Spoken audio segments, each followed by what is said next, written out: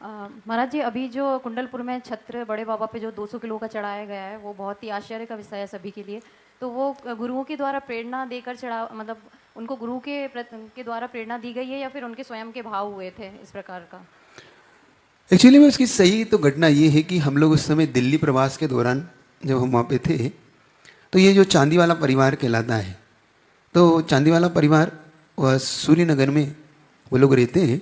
तो सूर्यनगर का परिवार में एक अंकुर करके है, वो अंकुर और उनकी धर्मपत्नी बहुत अच्छे धर्मात्मा लोग हैं और बहुत अच्छा, उनकी पूरी फैमिली अच्छी है। उनके बड़े भाई का नाम विनीत है, उनकी दोनों साथ साथ प्रतिमा है, उनकी उनकी बेटी ने व्रत ले रखा है और बहुत अच्छे, मतलब फैमिली उनकी बहुत गजब की है। तो ऐसा ही एक दिन मेरे मन में भाव ये था कि देखो बड़े बाबा का छत्र बनना चाहिए, और उसी दिन मैंने प्रयोजन करके ऐसा मन में था। तो कुछ दिनों बाद इनका आना हुआ, इनकी धर्मपत्नी का। तो उनकी धर्मपत्नी से चर्चा के दौरान, महाराज जी कुछ अच्छा करना है, कुछ बताओ आप। तो मैंने कहा फिर मैं बताऊंगा तो करोगे? तो हाँ महाराज जी आप बताओ तो क्या करना है। मैंने कहा बड़े बाबा को एक बड़ा छत्र देना है। तो वो एकदम खुश हो गए। मैंने कहा खुश अभी मत हो, क्योंकि मैंने अनलिमिटेड उसकी चांदी लगेगी, कोई लिमिट नहीं है उसकी। तो मैंने कहा महाराज जी पूछना पड़ेगा पतिदेव से, अगर ऐसी लिमिटेड है तो मैंने कहा पूछ लो। तो पूछने के दौरान जब उनके पति मिस्टर आए, वो अंकुर वगैरह, तो मैंने कहा क्या भाव है? महाराज जी कर लेंगे, बताइए कितनी चांदी लगेगी। मैंने कहा 50 लगती है, 100 लग सकती है, कितनी? तो थोड़ी में सोचने क्या बोलता है, 50-100 तक कर लेंगे हम लोग। मैंने कहा बात तो बन गई 100 तक की। फिर जैसे ही बात आई बनने की, तो वो अपने आप ही 125 हो गई, 150 हो गई, और अंत में जाते जाते 200 किलो चांदी का वो छत्र उस परिवार ने चढ़ाया। आश्चर्य का ये कार्य था कि, और उनके चेहरे पे जो भाव देखने लायक था पूरी चांदी वाले परिवार के, वो गदगद थे कि हमें बड़े बाबा को छत्र देने का। और वास्तव में जब उस छत्र को देखते हैं ना, तो मैं देखते ही बनता है, ऐसा लगता है कि अकृत्रिम चैत्यालय में कोई छत्र चढ़ाया, देवों के द्वारा निर्मित हो। बहुत गजब का छत्र, सुंदर छत्र है वो।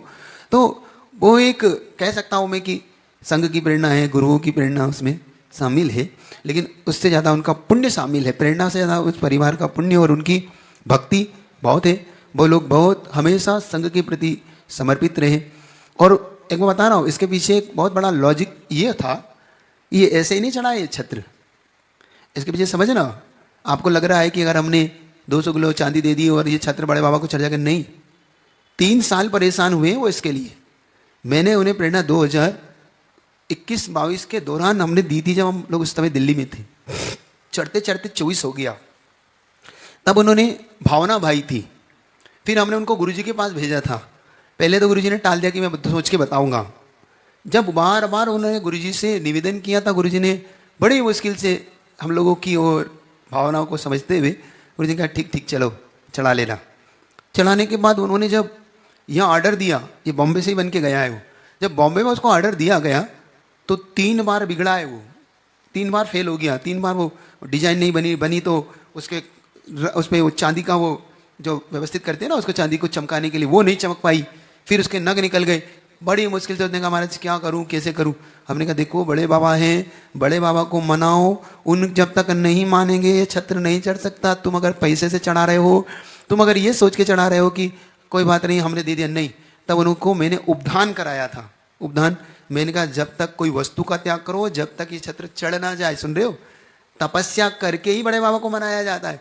तो उन्होंने बड़े बाबा की साधना के लिए कुछ नियम लिए, फिर जाप ली बड़े बाबा की। फिर बड़े बाबा के पास श्रीफल भेंट करने गया पूरा परिवार कि हम ये चित्र को भेंट कर रहे हैं, आप हमें आज्ञा दें, हमें आशीर्वाद दें, गुरुजी का आशीर्वाद। तब जाके 3 साल में विघ्न दूर हुआ है और आज पूरे संघ के सानिध्य में उस बड़े बाबा पे वो छत्र चढ़ा तो पूरा संघ गदगद था कि देखो कैसे भी पुण्यात्मा होते हैं जिनकी भावना पूरी होती है। वहीं पर 70 किलो का एक भावमंडल चढ़ा है, वहीं पर 60 से 65 किलो के चंवर चढ़े हैं, तो मन गदगद। नकली नहीं है वो, ध्यान रखना, ओरिजिनल चांदी के हैं, ये याद रखना। ये भक्तों की भावना है।